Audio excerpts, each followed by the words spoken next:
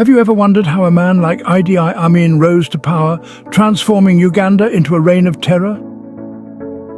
Idi Amin's early life was marked by hardship and struggle. Born in the remote northwest corner of British colonial Uganda, he was raised amid a tumultuous blend of tribal traditions and modern influences. Yet it was in this environment that Amin found his calling, the military. Joining the British colonial army, the King's African Rifles, as a mere private, Amin's imposing physical presence and sheer tenacity propelled him rapidly through the ranks. His fierce dedication and undeniable charisma won him both respect and fear, a potent combination that would serve him well in the years to come. As Amin's military career flourished, so too did the political climate of Uganda shift. The winds of change were blowing across Africa, and in Uganda, the call for independence was growing louder. The British colonial rule was ending, and a power vacuum was forming, one that Amin was more than willing to fill.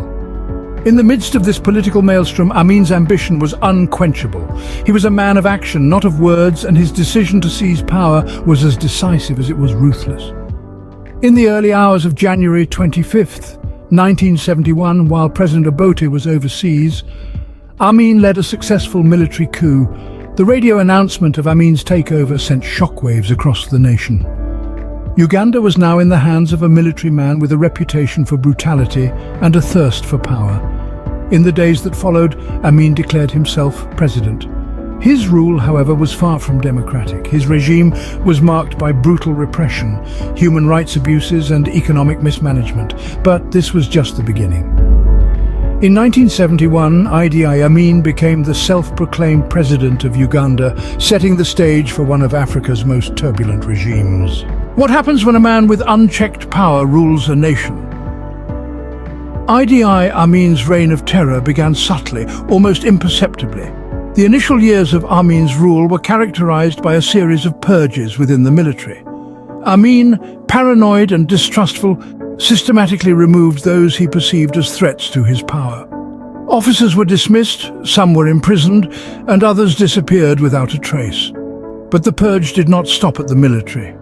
Amin's brutal suppression of opposition extended to all corners of Ugandan society. Anyone who dared to speak out against his regime was silenced, brutally and without remorse. The streets became a place of fear, as citizens were forced to navigate the unpredictable whims of a leader who seemed to revel in their terror. And then there were the policy changes.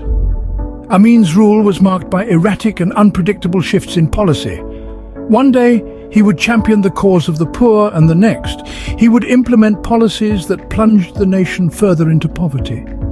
His decisions were impulsive, often made without consultation or consideration of their impact on the people of Uganda. Amin's reign was not just about power, it was about control. He used fear as a tool to maintain his grip on the nation. He wanted his people to be afraid, to feel their lives were in his hands, and in many ways, they were. Amin's rule was arbitrary and absolute. His word was law, and those who defied him paid the ultimate price. As the years passed, the brutality of Amin's regime became increasingly apparent. The purges continued, opposition was crushed, and the erratic policy changes led to economic instability. But through it all, Amin remained unchallenged, his power unchecked. As the years passed, Amin's rule became synonymous with terror, as he used fear to maintain his iron grip on power. Can a country survive when its economy is in shambles? This was a question that Ugandans found themselves grappling with during the reign of Idi Amin.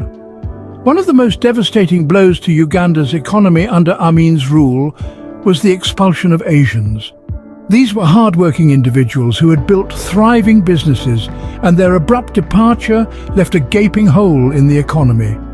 Many of these businesses were handed over to Amin's loyalists, who lacked the experience and know-how to run them. The result was an economic downturn that spiraled into a full-blown crisis. The scarcity of goods and services became the order of the day. Inflation soared, the Ugandan shilling plummeted, and the country's GDP took a nosedive. The once flourishing agricultural sector, which was the backbone of Uganda's economy, also took a hit. Farming became a risky venture as security deteriorated and food production dropped drastically. Widespread poverty ensued. Many Ugandans could barely afford a meal a day. Food shortages were rampant and malnutrition became a common sight. The country's health services, already strained, were stretched to the brink. Hospitals lacked basic supplies and many Ugandans had no access to healthcare. The education sector was not spared either. Schools closed down and the future of Uganda's children hung in the balance. The international community watched in dismay as Uganda, once considered the Pearl of Africa, descended into economic chaos. Foreign investors fled, further crippling the economy. Aid was cut off and Uganda became an economic pariah. Amin's economic policies were a disaster. They were based on impulse rather than careful planning and consideration. His disregard for the principles of economics and his failure to heed the advice of experts led to the collapse of Uganda's economy. In the end, it was the ordinary Ugandan who bore the brunt of Amin's disastrous decisions. Their lives were turned upside down, their dreams were shattered, their futures were uncertain. Amin's economic policies left Uganda in ruins, with its people bearing the brunt of his disastrous decisions. When does a reign of terror end? As we delve into the final chapter of Idi Amin's rule, we find a mixture of internal tumult and international pressure. Amin's downfall began with a military misstep, an ill-fated invasion of neighboring Tanzania in late 1978. Amin had miscalculated, underestimating the resilience of Tanzanian forces and their resolve to protect their sovereignty. Within months, Tanzanian troops, backed by Ugandan exiles, had pushed back, invading Uganda and sparking a brutal war on Ugandan soil. As the war raged on, Amin's grip on power began to slip. The economy, already in tatters due to years of mismanagement, crumbled under the strain of war. Amin's once loyal military began to splinter, with defections becoming common as morale plummeted. The population, long terrorized by Amin's brutal regime, began to rise up, adding to the chaos. On the international stage, Amin's actions sparked widespread condemnation. Countries that had once turned a blind eye to Amin's atrocities were now vocal in their denunciations. The invasion of Tanzania was a step too far, and the international community began to exert pressure both diplomatically and economically. The United Nations passed resolutions condemning Amin's regime, while countries like the United States and the United Kingdom, among others, imposed economic sanctions. These actions further isolated Amin, cutting off vital sources of aid and trade. In April of 1979, Tanzanian forces and Ugandan rebels marched into Kampala, Uganda's capital, effectively ending Amin's rule. Amin fled first to Libya, then to Saudi Arabia, where he lived in exile until his death in 2003. The reign of terror was over, but the scars remained. Uganda was left in ruins, its economy shattered, its people traumatized. A country once known for its beauty and potential was now a symbol of the havoc a single man can wreak when given absolute power. In 1979, Amin's reign of terror came to an end, leaving a legacy of fear, death, and economic ruin. What happens when a dictator leaves a nation in ruins? As the dust settled following Idi Amin's tumultuous reign, Uganda was a nation in shambles. The economic infrastructure, once promising, lay decimated. The societal fabric, vibrant and rich, was torn apart. Amin's reign had left a legacy of devastation that would take decades to heal. The expulsion of Asians, who were the backbone of Uganda's economy, had triggered an economic collapse. The void left behind was too vast to be filled quickly or efficiently. The economy was left reeling, with poverty becoming an everyday reality for many Ugandans.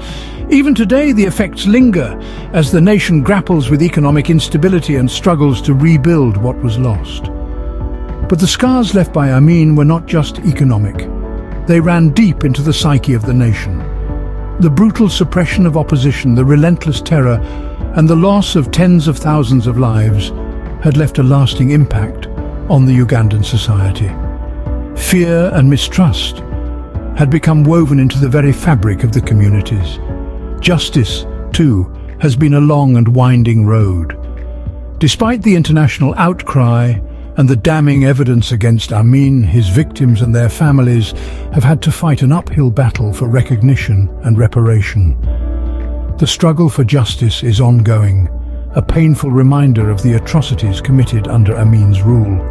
The legacy of Idi Amin is a dark chapter in Uganda's history. It serves as a stark reminder of the destructive power of a dictatorship and the long-lasting effects of one man's reign of terror. It is a lesson in the importance of democracy, human rights, and the rule of law. Yet, it is also a testament to the resilience of the Ugandan people. Despite the trauma and the devastation, they have continued to strive towards healing, rebuilding, and forging a brighter future for their nation. Idi Amin may be gone, but his reign of terror continues to cast a long shadow over Uganda.